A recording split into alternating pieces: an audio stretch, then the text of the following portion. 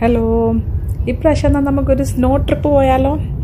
അപ്പോൾ ഇപ്രാവശ്യം ഹോളിഡേയ്സ് ടൈമാണ് പിള്ളേർക്ക് ഇവിടെ. അപ്പോൾ നമ്മളൊരു ട്രിപ്പിന് നമ്മുടെ ഇവിടുന്ന് ഒരു 2.5 മണിക്കൂർ ദൂരമുള്ളൊരു സ്നോ മൗണ്ടൻ എന്ന് പറയുന്നൊരു സ്ഥലത്ത് പോകാമെന്ന് വിചാരിക്കുന്നു.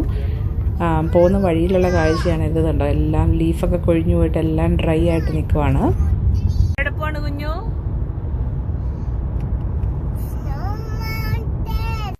അപ്പം നമ്മൾ ഈ ട്രിപ്പിന് പോകുന്നതിന് മുമ്പ് അഡ്വാൻസ് ആയിട്ട് ഒരു പ്രിപ്പറേഷൻ വേണമായിരുന്നേ. അതായത് നമുക്ക് ഈ സ്നോ ബൂട്ട്സ്, സ്നോ ഗിയേഴ്സ് എന്ന് പറയും ഇതിന്. അപ്പം നമുക്ക് സാധാരണ ഇട്ടുകൊണ്ട് പോകുന്ന ഷൂസ് ഇട്ടുകൊണ്ട് പോയി കഴിഞ്ഞാൽ ഭയങ്കര തണുപ്പായിരിക്കും. അപ്പം നമുക്കിവിടെ ഒരു റെൻ്റലിൻ്റെ സ്ഥലമുണ്ട്. അവിടെ പോയി $10 ഒരു ഷൂവിന് ഒരു ദിവസത്തെ റെൻ്റലിന്. നമുക്ക് ഒരു ദിവസത്തെ ആവശ്യമില്ലല്ലോ, ഇവിടെ നമുക്ക് യൂഷ്വലായിട്ട് എപ്പോഴും യൂസ് ചെയ്യും. അപ്പോൾ അവിടെ പോയി നമ്മളെല്ലാവർക്കും ഷൂസ് റെൻറ്റ് ചെയ്തു. പിന്നെ നമുക്ക് വാട്ടർ പ്രൂഫ് പാൻറ്റ് വേണമെങ്കിൽ ഇവിടുന്ന് റെൻറ്റ് ചെയ്യാം കേട്ടോ. പക്ഷേ ഞങ്ങളത് റെൻറ്റ് ചെയ്തില്ല, കാരണം ഞങ്ങൾക്കൊക്കെ ഉണ്ടായിരുന്നു. അങ്ങനെ ഇവിടെ വേറെ പല പല സാധനങ്ങളും സ്നോ ഗിയർ അല്ലാതെ ഇപ്പോൾ പിന്നെ സ്കീ ചെയ്യുന്ന ആൾക്കാർക്ക് വേണ്ടി ഇങ്ങനെ കാലയിൽ ഒരു സാധനം കെട്ടിയിട്ട് ഇങ്ങനെ 2 കോൽ അപ്പുറത്തൊക്കെ പിടിച്ച് ഇങ്ങനെ പോകത്തില്ലേ, തന്നെ ഐസിൽ കൂടെ ഐസ് സ്കേറ്റിംഗ് ഒക്കെ ചെയ്യുന്നത്. അങ്ങനെ ചെയ്യുന്നവർക്കുള്ള ബൂട്ടാണ് ഇവിടെ ഇരിക്കുന്നത്. പല സൈസിലുള്ള ബൂട്ടുണ്ട് കേട്ടോ. പിന്നെ കടലിൽ പോകുന്നവർക്കാണെങ്കിൽ കടലിൽ സർഫ് ചെയ്യുമ്പോൾ ഇങ്ങനെ ഒരു ബോർഡേ കയറി നിർത്തില്ലേ, അതാണിത്. അതിൻ്റെ പല സൈസിലുള്ള റെൻറ്റ് ചെയ്യാം. അപ്പോൾ പോയപ്പോൾ ഉള്ള യാത്ര നല്ല കണ്ണിന് നല്ല കുളിർമ നൽകുന്നതായിരുന്നു കേട്ടോ. നല്ല ലേക്കൊക്കെ ഉണ്ടായിരുന്നു, ഡാം ഉണ്ടായിരുന്നു. ലേക്കിൻ്റെ സൈഡിലൊക്കെ കണ്ടോ, വെള്ളം നല്ല നീല കളറായിട്ട് കിടക്കും.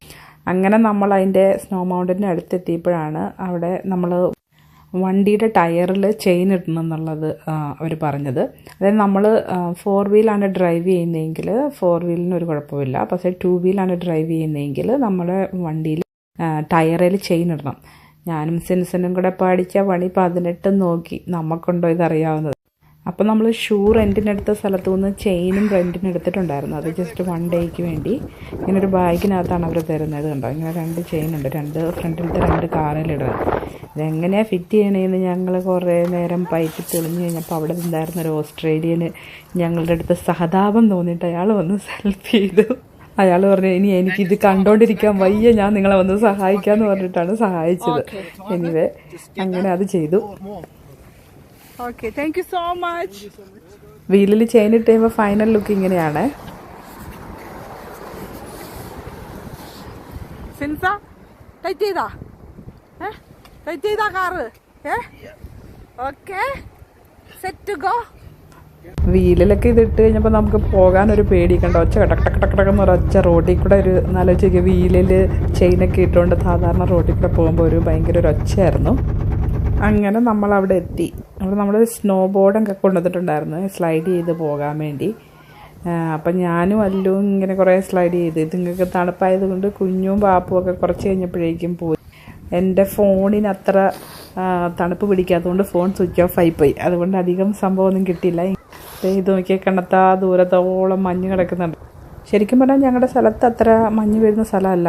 ഇതിപ്പോൾ കാനഡയിലും ഒത്തിരി മഞ്ഞൊക്കെ വീഴുന്ന രാജ്യങ്ങളിലുള്ള മൗണ്ടനാണ് കേട്ടോ. മൗണ്ടൻ്റെ മേളിൽ നിന്ന് നമ്മളിവിടുന്ന് സ്ലൈഡ് ചെയ്ത് പോകാൻ ഭയങ്കര ഈസിയാണ്. പക്ഷെ തിരിച്ച് ആ സാധനം കൊണ്ട് വലിഞ്ഞ് കയറി മേളിലെത്തിയിട്ട് പിന്നെ അടുത്ത ട്രിപ്പ് പോകുമ്പോഴേക്കും അവർക്ക് അയ്യോ, അതാണ് ഒരു ബുദ്ധിമുട്ടായിട്ടുള്ള കാര്യം. എന്നാലും ഒത്തിരി ആൾക്കാരുണ്ട്.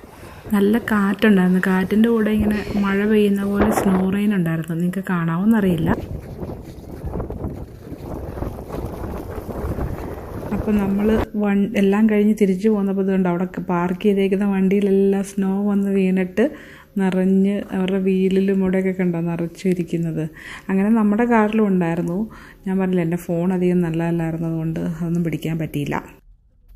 അപ്പോൾ വീഡിയോ ഇഷ്ടമായെന്ന് വിചാരിക്കുന്നു. ഇനി നല്ലൊരു വീഡിയോ ആയിട്ട് അടുത്ത വീഡിയോ കാണാം. ബൈ.